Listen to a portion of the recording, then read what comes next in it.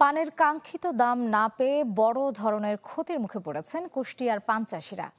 ধার দেনা করে পান আবাদ করে গুনছেন লোকসান।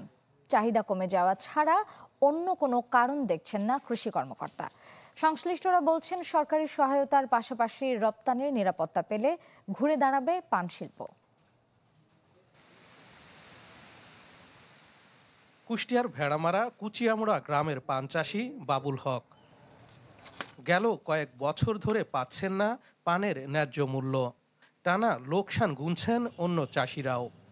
চৈত্র মাসের পরের থেকে ধরেন বৃষ্টি, পানের বাজার নরম। এই যে পান বিক্রি হয়ে যাচ্ছে 40 টাকা বিড়া, সেই পান ব্যস্ত, ওই পানের এখন আর কোনো রকম দাম নাই, ও পান কেনার লোকই নাই।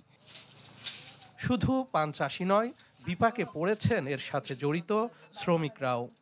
লোকজনের হাজিরি বেশি, 800, 1000, 1200 দিচ্ছে।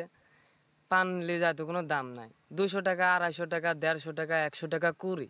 আর ববিটে খাওয়াবো না, লেবারে খাওয়াবো না, আমি খাবো না, জমি আলাক দিব না, সার কিনবো না, বিষ কিনবো। এমন অবস্থা হয়ে গেছে, ঋণে সব জরাজীর্ণ হয়ে গেছে। কারণ পরবর্তীতে কি হবে না হবে আল্লাহ পাক সেই ভালো বলতে পারে। জেলার কুচিয়ামুড়া পানের বাজারে এক বিড়া পান বিক্রি হচ্ছে সর্বনিম্ন 10 থেকে 15 টাকায়, যা আগে ছিল 150 থেকে 200 টাকা। রপ্তানি কমায় এমন পরিস্থিতি বলে জানান হাট সংশ্লিষ্টরা। আমরা ব্যাপারী যারা আছে লাভ করতে পারলে কারণ 400 টাকা পাবে, আমরা লাভ না করলে 400 টাকা কোন জায়গায় পাবে? আমরা প্রতিদিন লস খাই।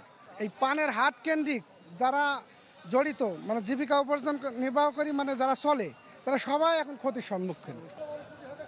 চাহিদা কমে যাওয়ায় পানের দরপতন হয়েছে বলে দাবি কৃষি কর্মকর্তার। পান অন্য ধরনের একটি পণ্য, আমাদের যেরকম আমরা যে খাবার খেয়ে থাকি সেটা, তো এটা নির্ভর করছে যে চাহিদার উপরে। বিশেষ করে বিদেশে যদি রপ্তানি হয়ে থাকে তখন দাম বাড়তে পারে। সাময়িকভাবে কোনো কারণে যদি আবাদ ক্ষতিগ্রস্ত হয়, কৃষকরা আবার এটাকে ঘুরে দাঁড়াবে এবং এটাকে আবার উৎপাদন কমার্শিয়াল বা বাণিজ্যিক পর্যায়ে নিয়ে যাবে, এবং এ ব্যাপারে আমাদের কৃষি বিভাগ সচেষ্ট রয়েছে।